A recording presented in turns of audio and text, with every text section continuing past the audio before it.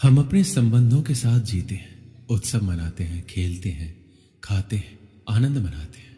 किंतु जब कोई प्रिय हमसे दूर चला जाता है, इस संसार से चला जाता है, तब हम दुर्बल हो जाते हैं, सदा दुखी रहते हैं। क्या ये होना चाहिए? इस प्रकृति को देखिए। वृक्ष पत्तों के झरने से शोक नहीं मनाता, वो नए पत्तों के आने का स्वागत करता है। कल आप भी किसी स्थान पर आए थे और कल आपके स्थान पर कोई और अवश्य आएगा, क्योंकि यह परिवर्तन है, यह प्रकृति का नियम है। इसमें शोक कैसा? जो छूटा उसका शोक मनाने के स्थान पर जो मिलेगा या जो आपके पास है उसका आनंद उठाइए। श्री कृष्ण कहते हैं, ईश्वर के लिए सभी प्राणी समान है, उन सभी में समान रूप से ईश्वर का वास होता है। कोई जीव छोटा या बड़ा, अधिक या ज्यादा प्रिय नहीं है। जो अपने ईश्वर की विशेष आराधना करते हैं, पुकारते हैं, उनके साथ सदैव उपस्थित रहते हैं। संपूर्ण जगत, ब्रह्मांड, चर अचर, सब में ईश्वर का वास है। यह ईश्वर की माया ही है जो पूरे ब्रह्मांड में व्याप्त है। वहीं ईश्वर धरती पर मधुर संगीत है, वहीं ईश्वर अग्नि की उष्मा है। उसी ईश्वर का वास प्रत्येक प्राणियों में है, जो सन्यासियों के चित्त को शांत कर साधना में लीन करता है। वह आत्म संयम भी ईश्वर ही है। यह संसार नश्वर है, सुख दुख हर्ष विषाद आदि लगा रहता है। क्षण भर के सुख से जो खुश नहीं होता और अशुभ होने पर जो दुखी नहीं होता, वह व्यक्ति सच्चा ज्ञानी होता है। उसे ज्ञात होता है यहाँ सब कुछ क्षण भर के लिए होता है, भले ही वह सुख हो या दुख। ये जीवन कर्म प्रधान है। जो व्यक्ति कर्म करके, परिश्रम करके अपने लिए कुछ अर्जित करता है, वह वास्तविक रूप से उस फल का भागी है। अन्यथा वह चोर की भांति है, जिसे बैठे बिठाए सब मिल जाता है। जिस व्यक्ति के पास आपके लिए मान सम्मान और कद्र ना हो, उनके साथ रहना व्यर्थ है। वह सदैव आपके लिए शत्रुता का भाव रखते हैं। ऐसे व्यक्ति के साथ रहने से उत्तम आप अकेले रहें। श्री कृष्ण कहते हैं, इस जीवन में अधिक सीधा होना, सरल होना भी अनुचित है। जो सरल और सीधे स्वभाव का होता है, लोग उसका अनायास फायदा उठाते हैं। ये जीवन एक रणभूमि है, यहाँ निरंतर संघर्षों का सामना करना पड़ता है। इस संघर्ष रूपी महाभारत में स्वयं अपना सारथी, अपना मार्गदर्शक और योद्धा बनना होता है। जिनकी किस्मत अच्छी होती है, जिनके पास किसी साधन की कोई कमी नहीं होती, वह थोड़ा सा भी कष्ट नहीं झेलते। थोड़ी सी भी कमी होने पर भगवान को कोसते हैं। वहीं जिनके पास अभाव होता है, जिनके पास साधन की कमी होती है, उनके पास थोड़ी सी भी बरकत हो या खुशी मिले, वह भगवान को धन्यवाद करते हैं। ये पृथ्वी नश्वर है, यहाँ सब कुछ गतिमान है। जिस प्रकार सुख दुख में जीवन आता जाता है, उसी प्रकार मृत्यु और जन्म यहाँ लगा रहता है। इसमें खुश होना या दुख मनाना व्यर्थ है। मुंह से माफी देना और हृदय से माफी देने में काफी अंतर है। मुख द्वारा दिए गए माफी को तत्काल प्राप्त किया जा सकता है, किंतु दिल की माफी प्राप्त करने में उम्र बीत जाती है। प्रभु अपने भक्तों की सदैव परीक्षा लेते रहते हैं। इस परीक्षा में भक्तों को अनेकों कष्टों का सामना करना पड़ता है। सामान्य लोग इसे अपना दुख मानकर पीछा छुड़ाते हैं, वहीं साधक तथा प्रेमी प्रभु की इच्छा समझकर उसका सामना करते हैं। सांसारिक सुख क्षणिक होता है। जो सुख आज प्राप्त हो रहा है, वह सुख स्थायी नहीं है। यह सुख आपके साथ सर्वदा नहीं रहने वाला। आपको दुख भी प्राप्त होगा, परंतु संसार से वियोग अर्थात मुक्ति परम आनंद को प्राप्त कराती है। यह ईश्वर तक पहुंचाती है। माना जाता है जीवन के पूर्व कर्मों का फल इसी जन्म में होता है। जितने भी रिश्ते, नाते, सुख दुख व्यक्तिगत जीवन में प्राप्त होते हैं, वह पूर्व जन्मों का फल है। वरना कौन इतनी बड़ी दुनिया में आपसे दिल लगाता है? राधा और कृष्ण दोनों अवतारी थे। दोनों का जन्म कुछ विशेष परिस्थितियों के लिए हुआ था। उन दोनों का मिलना बिछड़ना बस एक प्रक्रिया मात्र थी, जिनके माध्यम से प्रेम का वास्तविक रूप समाज में दिखाना था। आस्था और प्रेम पर व्यक्ति का स्वयं नियंत्रण होता है। जहाँ आस्था और प्रेम लग जाता है, वहीं श्री कृष्ण के दर्शन हो जाता है, क्योंकि श्री कृष्ण सर्वव्यापी हैं। कृष्ण को जो भी भक्त सच्चे हृदय से पुकारता है, वह उनके साथ सदैव खड़े हो जाते। प्रहलाद जैसा विश्वास, भीलनी जैसी आशा और द्रौपदी जैसी पुकार, मीरा जैसा इंतजार अगर सभी शुद्ध हो, तो कृष्ण को तो आना ही पड़ता है। आशाएं व्यक्ति को दुख के मार्ग पर ले जाती है। आशाएं बड़ी प्रबल होती है। आशा अनुरूप कार्य होने पर जहां खुशी मिलती है, वहीं आशा के विरुद्ध कार्य होने पर दुख का पहाड़ टूट जाता है। व्यक्ति जीवन में आशा दुख का प्रमुख कारण है। जो लोग ये कहते हैं अपनों के आगे झुकने में बुराई नहीं, उन्हें मालूम होना चाहिए जो अपने होते हैं वो कभी झुकने नहीं देते। श्री कृष्ण कहते हैं जब से मनुष्य का जन्म हुआ है जान पहचान का, और आज के युग में तो व्यक्ति का मूल्यांकन ही इससे किया जाता है। उसकी पहचान कहाँ तक है? क्यों? आपके आसपास भी कई ऐसे लोग होंगे जो पहचान के बल पर आपको बना देते।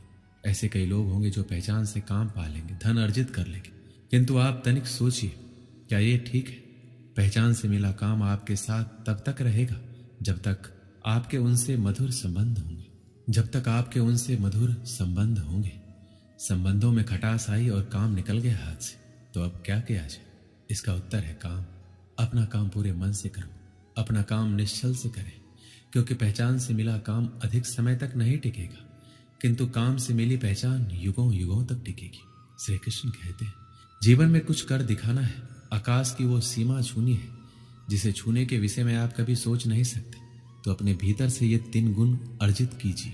पहला, अपने लक्ष्य को पाने की चाह, लगन, यह आपसे वो करवा सकता है जो आप कभी नहीं कर सकते। दूसरा, साहस, संकट उठाने की क्षमताएं आपसे वो करवा सकता है जो आप करना चाहते हैं। और तीसरा है अनुभव। अनुभव आपको ये बताएगा कि आपको क्या करना चाहिए। तो जिसने चाह, साहस और अनुभव इन 3 गुणों को पा लिया, उनके लिए संसार में ऐसा कुछ भी नहीं जो वो नहीं पा सके।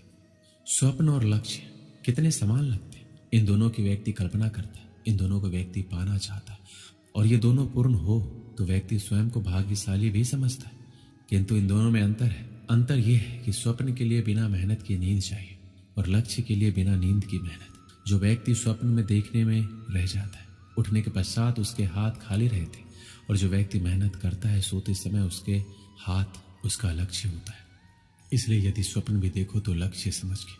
दीपक जलाने का कार्य कितना सुखमय होता है। प्रकाश की ये लौ मानो भीतर जाकर मन में उल्लास भर देती कि ये मैंने क्या कर दिया, मैंने इसे बुझा क्यों दिया, जबकि इसी से मैंने अन्य दियों को जलाया है। क्योंकि जब तक ये तीली अन्य बातियों को जला रही थी तब तक ये जल रही थी, किंतु जब इसने ऐसा करना छोड़ दिया तो इसे स्वयं बुझना पड़ा। जीवन में इसी प्रकार प्रकाश देने का नाम है। जीवन में शुभ काम करोगे, परोपकार करोगे, किसी की सहायता करोगे तो जीवित रहोगे। और जिस दिन ये देना बंद कर दिया, श्वास लेने के पश्चात भी मृत समान होगी। इसलिए जब तक श्वास है, आशा रूपी प्रकाश का संचार करते रहिए। विश्वास कीजिए मृत्यु के पश्चात भी अमर रहेंगे। एक समय की बात है, तूफान में फंसकर एक समुद्री जहाज तहस नहस हो गया। उसमें बैठे सभी यात्री समुद्र में डूब गए, बस एक आदमी को छोड़कर। भगवान की कृपा से वह किसी तरह बच गया और बहकर समुद्र के किनारे आ गया। उसकी बेहोशी टूटी और आंखें खुली तो उसने खुद को एक उजाड़ सुनसान द्वीप में पाया। वह भगवान से प्रार्थना करने लगा, भगवान मेरी मदद करो, कोई मदद यहाँ भिजवा दो। दिन गुजर गया, रात हो गई, लेकिन उसके लिए कोई नहीं आया। समुद्र किनारे सोकर उसने रात गुजारी। अगले दिन उसने फिर भगवान से मदद के लिए प्रार्थना की, लेकिन कोई मदद नहीं आई। इसी तरह कुछ दिन गुजर गए। उजाड़ द्वीप की जिंदगी को अपनी किस्मत मानकर आदमी ने कुछ लकड़ियां और घास फूस इकट्ठा कर अपने लिए एक झोपड़ी बना ली। टूटे जहाज से बहकर आई चीजों में से उसने अपनी जरूरत की चीजें इकट्ठा की और झोपड़ी में रख ली। उस झोपड़ी में रहकर वह दिन गुजारने लगा। एक दिन वह भोजन की तलाश में गया हुआ था। वापस लौटा तो देखा कि झोपड़ी में आग लग गई। अपना एकमात्र आसरा उजड़ जाने पर वह बहुत दुखी हुआ। आसमान की ओर सिर उठाकर भगवान को कोसने लगा, भगवान मैंने तुझे मदद भेजने के लिए कहा, पर तूने ना सुनी मेरी। मन मारकर मैंने जीने के लिए यहाँ एक झोपड़ी बनाई, तूने वो भी जला दी, मेरा आसरा छीन लिया। तू बड़ा निष्ठुर है। रात भर वह समुद्र के किनारे सोया। सुबह तेज आवाज से उसकी नींद खुल गई। उसने देखा एक समुद्री जहाज किनारे आ लगा है। वह खुश हो गया, आखिरकार उसके लिए मदद आ गई। वह जहाज पर बैठा और जहाज चल पड़ा। उसने जहाज के कप्तान से पूछा, आपको कैसे पता चला कि मैं यहाँ इस उजाड़ द्वीप में फंसा हूँ? हमें रेस्क्यू के लिए फायर सिग्नल भेजा गया था, पर मैंने तो फायर सिग्नल नहीं भेजा, आदमी ने कहा। जहाज के कप्तान ने कहा, लेकिन हम तो फायर सिग्नल देखकर ही आए। तभी आदमी को अपनी जलती हुई झोपड़ी याद आई। वो समझ गया भगवान ने उसकी सहायता भेजने की प्रार्थना सुनकर उसकी झोपड़ी जलाकर समुद्री जहाज उसके इस द्वीप में फंसे होने का संकेत दिया था। वह भगवान को धन्यवाद करने लगा। दोस्तों, जब हम पर मुसीबत टूटती है तब हमारा विश्वास डगमगाने लगता है, धैर्य टूटने लगता है, आशा धूमिल होने लगती है और हम भगवान से शिकायत करने लगते हैं। जबकि ऐसे समय में आवश्यकता है भगवान पर विश्वास बनाए रखकर मुसीबत से निकलने की, प्रयास करने की। उस आदमी ने झोपड़ी बनाई तो भगवान ने उसमें आग लगाकर उसे उजाड़ द्वीप से निकलने में मदद की। हमें भी दिल छोटा किए बगैर भगवान पर विश्वास रखकर अपना प्रयास करते रहना चाहिए। हमारा प्रयास और भगवान का आशीर्वाद दोनों मिलकर हमें हर मुसीबत से निकाल लेंगे। दोस्तों, इस वीडियो में बस इतना ही। मिलते हैं अगली वीडियो में। अपना ख्याल रखिएगा। जय श्री कृष्ण। श्री कृष्ण कहते हैं कि अकेला व्यक्ति जब चलना शुरू करता है तो उसके साथ कोई खड़ा नहीं होता। रास्ते में आप ही प्रश्न और आप ही खुद के उत्तर होते हो। संकट भी बहुत आते हैं, चुनौतियां भी ढेर सारी आती है, परंतु जो हर चुनौती को चीरता जाए और लगातार अपना काम करता जाए, वैसा ही तो हमें भी बनना है। कब तक दूसरों के भरोसे बैठे रहो? ऐसा कौन सा काम आ गया जो आप अकेले नहीं कर सकते? आप अभी से ही अकेले चलना सीख लोगे तो अच्छा है। बाद में चलोगे तो फिर मेरी इन बातों का पछतावा होगा कि काश हम पहले ही ऐसा कर लेते तो हमारा समय बच जाता। ये जीवन लंबी नहीं है, बहुत छोटी है। ये बात बिल्कुल सही है। जो आज साथ है वह कितना भी हितकर हो, कितना भी प्रेमी हो, कितना भी तुम्हारे साथ खड़ा होने वाला हो, लेकिन वह हमेशा उसी प्रकार साथ रहेगा ये जरूरी नहीं है। क्योंकि ऐसा हो सकता है कि साथ रहने वाला आपके साथ रहना चाहता हो, लेकिन कुछ परिस्थितियां, समय का फेर या कह लो उसके अपने कुछ निजी कारण हो जाते हैं कि वह चाहकर भी आपका साथ नहीं दे पाता है या साथ नहीं रह पाता है। अकेले रहने का सबसे बड़ा फायदा यह है कि आपको किसी को जवाब नहीं देना पड़ता। आप जो चाहते हैं, जिस तरह से चाहते हैं वही करते हैं। हम अकेले पैदा हुए हैं, अकेले जीते हैं और अकेले मर जाते हैं। श्री कृष्ण कहते हैं जीवन में अकेले हो, जीवन में सारी चीजों को अपने दम पर कर रहे हो, कोई दोस्त, कोई रिश्तेदार आपके साथ नहीं है, तो आप कामयाबी के रास्ते पर हो। अगर जीवन में अकेले हो तो इसे अपनी कमजोरी बिल्कुल मत समझना, क्योंकि जो इंसान दुनिया में आज अकेला है वह बहुत ताकतवर है। बेवकूफ हैं वो लोग जो अकेलेपन को किसी की कमजोरी समझते हैं। बहुत कम लोग अकेलेपन की ताकत को जानते हैं। दुनिया में अगर कोई सच में आजाद है तो वह इंसान है जो अपने जीवन में अकेला है। अकेले इंसान को लोगों की फालतू की बातें सुननी नहीं पड़ती। इसने आज ये बोल दिया, उस दोस्त ने आज वो बोल दिया। अलग अलग लोगों की फालतू की बातें अकेले इंसान को झेलनी नहीं पड़ती। दुनिया भर की फालतू बातों से अकेला इंसान आजाद होता है। वरना आप ऐसे लोगों को देख लो जो दोस्तों से घिरा होता है। वह हर समय किसी न किसी की छोटी छोटी बातों को लेकर बैठा होता है। ज्यादा लोगों से घिरा इंसान कभी शांति नहीं पा सकता। ज्यादा लोगों के बीच इंसान हमेशा चिंता में होता है। आपने तो वो सुना ही होगा, दुनिया का सबसे बड़ा रोग है क्या कहेंगे लोग। ये रोग सिर्फ उस इंसान को लग सकता है जो लोगों के बीच रहता है। एक अकेले इंसान का ध्यान फिजूल की बातों पर नहीं होता है, उसका ध्यान होता है अपने आप पर, अपने सपनों पर। एक अकेला इंसान हमेशा अपनी कामयाबी के बारे में सोचता है, ऊंची ऊंची बुलंदियों को छूने के बारे में सोचता है। दुनिया अकेले रहने वाले लोगों को कमजोर मानती है, लेकिन असल में अकेला इंसान अंदरूनी तौर पर ताकतवर होता है। एक अकेला इंसान किसी शेर से कम नहीं होता। अकेले चलने की आदत सिर्फ शेर में होती है। कभी भी आपको लगे अकेले रहना कमजोरी है तो शेर को देख लेना। शेर अकेले रहना पसंद करता है, लेकिन राज वही करता है। दोस्तों, आपके जीवन में कभी न कभी ऐसा जरूर हुआ होगा, आप अपनी क्षमता को पार करते हुए अपने काम को पूरा किया होगा, जिसकी वजह से आप बहुत ही ज्यादा खुश हुए होंगे। लेकिन जब आपने इसी खुशी को किसी के साथ साझा किया होगा, तब उसने इतनी दिलचस्पी के साथ आपके बातों पर गौर नहीं किया होगा, आपकी खुशी को इतना ज्यादा महसूस नहीं किया होगा जितना आप अपेक्षा कर रहे थे। आप अपनी खुशी को इसलिए साझा कर रहे थे कि आप अपनी खुशी सामने वाले शख्स के साथ बांट सके, लेकिन सामने वाले शख्स का प्रतिक्रिया खुशी वाला बिल्कुल नहीं होता है। उनका प्रतिक्रिया तो ऐसा होता है कि उनको देखकर आपकी खुशी में थोड़ी कमी जरूर आ जाती है। अकेलेपन को अपनी कमजोरी समझोगे तो हार जाओगे, लेकिन अगर अकेलेपन को अपनी ताकत बनाओगे तो कामयाबी अपने कदमों के नीचे पाओगे। उस इंसान से ज्यादा कामयाब कोई नहीं, उस इंसान से ज्यादा ताकतवर कोई नहीं जो अकेले रहकर चीजों का सामना कर सकता है, हर चुनौती का सामना कर सकता है, जो इंसान अपने अकेलेपन में चुनौतियों का सामना कर करके अपने बुलंदियों पर पहुंचता है। अकेले इंसान को अपने आप पर गर्व होना चाहिए, क्योंकि जिस तरह उसने अकेलेपन में रहकर बिना किसी के सहारे अपनी मंजिल के लिए काम करने की क्षमता है, वैसी क्षमता किसी साधारण इंसान में नहीं होती। अगर आप अकेले हो तो अपने आप पर गर्व करो, क्योंकि जिस तरह अपने अकेलेपन की परिस्थिति में रहकर अपने सपनों के लिए काम कर रहे हो, बहुत कम लोग ऐसे आपकी तरह कर पाते हैं। अकेलेपन रहने से आप कभी डरना मत। अकेलापन आपके लिए तभी बुरा है जब आप इसे अपनी कमजोरी समझो। जरा इतिहास उठाकर देखो, लगभग जितने भी महान और कामयाब इंसान थे, उन्होंने अपने जीवन के मुख्य कामों को अकेला रहकर किया है।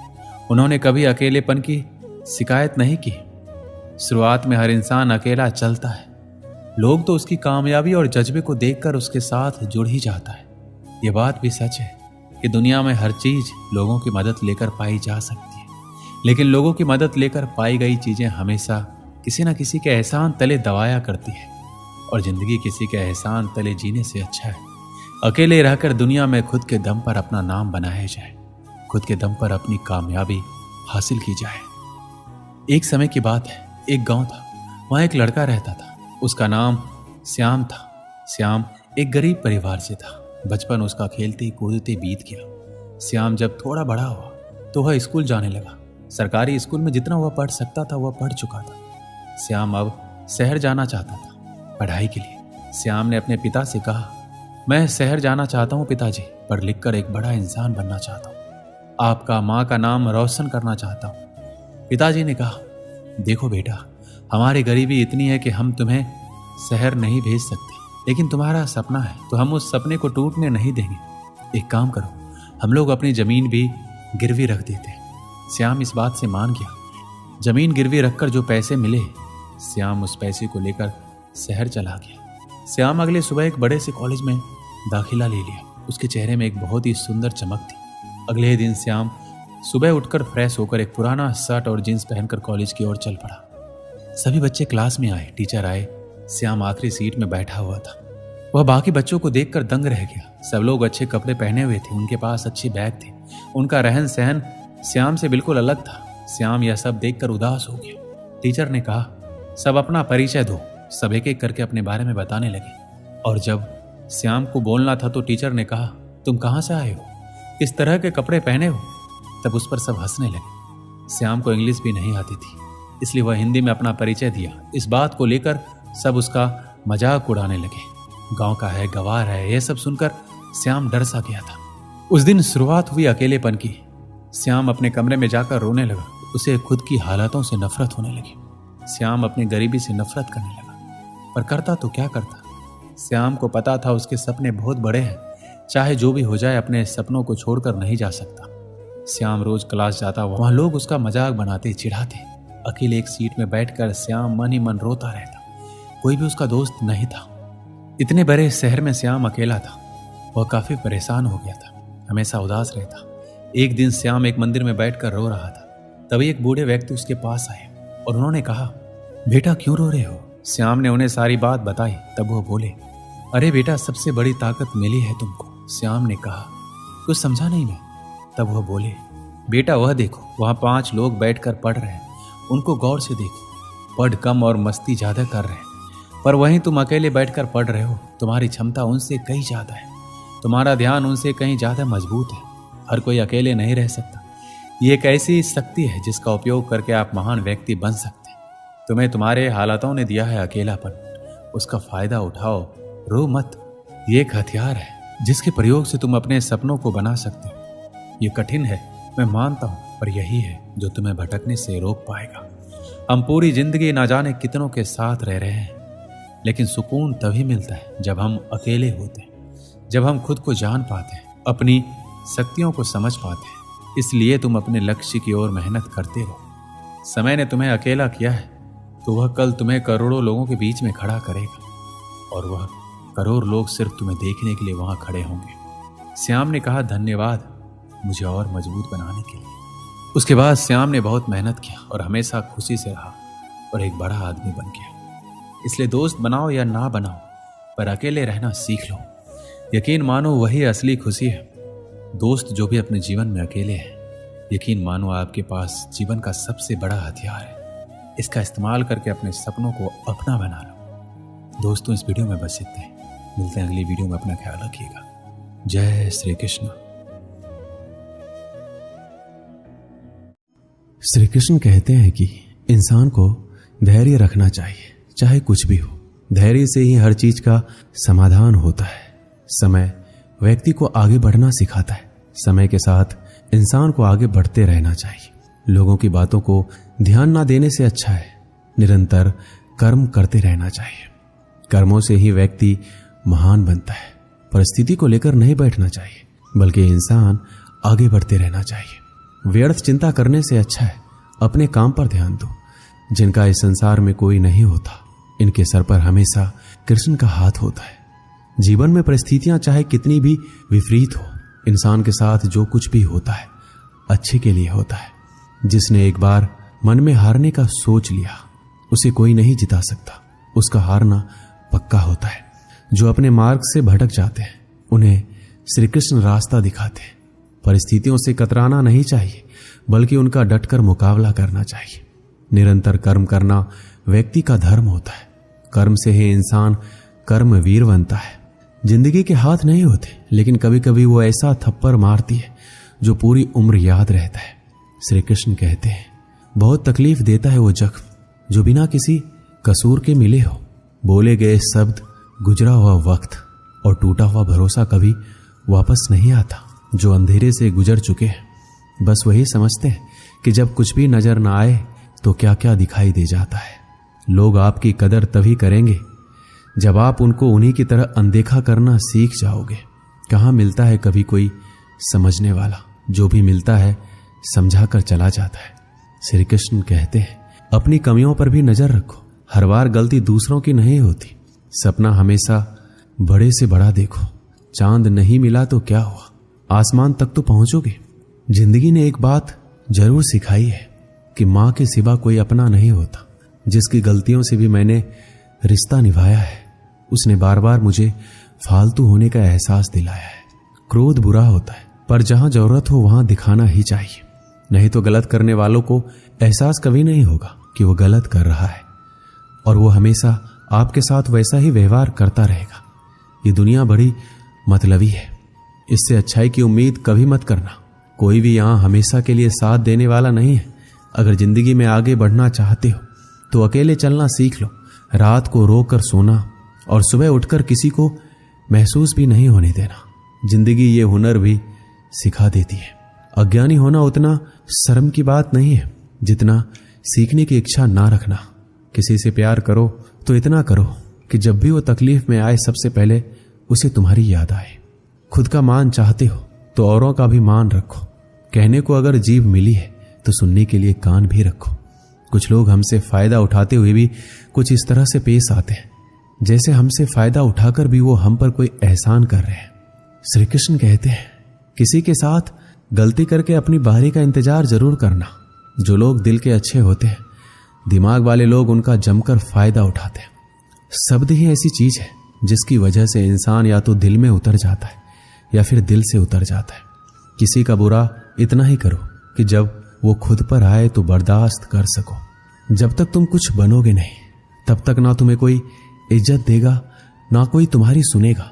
जिंदगी ने एक बात सिखाई है, दोस्ती करो या प्यार करो, लेकिन उम्मीद किसी से मत करना। रिश्तों की फिक्र करना छोड़ दो। जिसे जितना साथ देना है वो बस उतना ही साथ निभाएगा। अपनी खुशियां संभाल के रखिए। ये उस ताज की तरह होती है जो लोगों को बहुत चुभती है। कभी कभी दिल में तकलीफ होता है और तकलीफ देने वाला दिल में होता है। जो होकर भी ना हो उसका होना कैसा। अगर रिश्ता सिर्फ नाम का है तो उसके लिए रोना कैसा। छोटी छोटी बातें दिल में रखने से बड़े बड़े रिश्ते भी कमजोर पड़ जाते हैं। गलत सोच और गलत अंदाजा इंसान को हर रिश्ते से दूर कर देता है। दिखावे के लिए अच्छा होना बुरा होने से भी बुरा होता है। अच्छा इंसान तब बुरा बनता है जब उसकी अच्छाई का ये दुनिया मजाक बना देती है। दुनिया में सबसे खूबसूरत लोग वो हैं जो ये जान चुके हैं कि दूसरों से किसी भी तरह की उम्मीद करना बिल्कुल बेकार है। जहां इज्जत और वक्त भी मांग कर मिले, उस रिश्ते में रहना बिल्कुल भी ठीक नहीं है। आप अपने आप को दुखी बना लो या मजबूत बना लो, दोनों में मेहनत एक बराबर लगती है। अब मर्जी आपकी है, आप खुश रहना चाहते हो या दुखी रहना चाहते हो। जिसमें सच बोलने की क्षमता होती है, सबसे ज्यादा नफरत उसी को मिलती है। किसी के अंदर प्रेम जगा कर फिर उसे छोड़ देना उसकी हत्या करने के समान है। लोहे को कोई भी नष्ट नहीं कर सकता, उसे खुद का जंग नष्ट करता है। ठीक उसी तरह इंसान को भी उसी का मन उसे नष्ट करता है, और कोई भी नहीं। कभी कभी अपनी भावनाओं को ऐसे व्यक्ति पर बर्बाद मत करो जिसे आपकी भावनाओं की कोई कदर नहीं है। गैरों पर कौन गौर करता है, बात जब भी चुभती है अपनों की चुभती है। इज्जत उसकी की जाती है जो इज्जत देता है, उसकी नहीं जिसे इज्जत से बात करना भी नहीं आता। किसी इंसान के पीछे भागकर अपनी वैल्यू कम मत करो, क्योंकि जो आपका होगा वो आपको छोड़कर कहीं नहीं जाएगा। लोगों को खुश करते करते तुम्हारी जिंदगी बीत जाएगी, लेकिन आप उन्हें कभी खुश नहीं कर पाओगे। इसलिए अपने लिए, अपनी खुशियों के लिए जीना शुरू करो। हर बात को दिल पर लेना दिमाग की सबसे बड़ी बीमारी होती है। इंसान सिर्फ एक ही बात से अकेला पड़ जाता है, जब उसके अपने ही उसका साथ छोड़ देते हैं। इंसान के लिए धोखे हम भूल जाते हैं, लेकिन जिसने हमें धोखा दिया उस इंसान को हम कभी नहीं भूलते। आप अपने आप को इतना व्यस्त कर लो कि चिंता करने का समय ही ना मिले। इंसान हमेशा दुख में ही सीखता है, खुशी में तो वो पिछले सबक भी भूल जाता है। ये दुनिया सिर्फ खुशी में साथ देती है, इसलिए अपने आंसुओं को छुपाना सीख लो। कहते हैं किसी को ज्यादा सोचो तो वो सपने में आ जाता है, फिर ज्यादा चाहने से वो जिंदगी में क्यों नहीं आता। केवल दो चीजों से इंसान सारे रिश्ते खो देता है, एक गलतफहमी और दूसरा इंसान का अभिमान। खुद को काट कर भी रख दोगे तो ये दुनिया आपसे खुश नहीं होगी। इसलिए वो करो जो आपका दिल चाहे, वो मत करो जो दुनिया चाहे, क्योंकि दुनिया की पसंद को बदलने में वक्त नहीं लगता। मेरी मानो तो अकेले ही रहो, ना कोई दिल दुखाएगा ना कोई रुलाएगा। भले ही लाखों कस्में दे दो, मगर जाने वाला कभी नहीं रुकता। कुछ दर्द ऐसे होते हैं जिन्हें हम सिर्फ सह सकते हैं, किसी से कह नहीं सकते।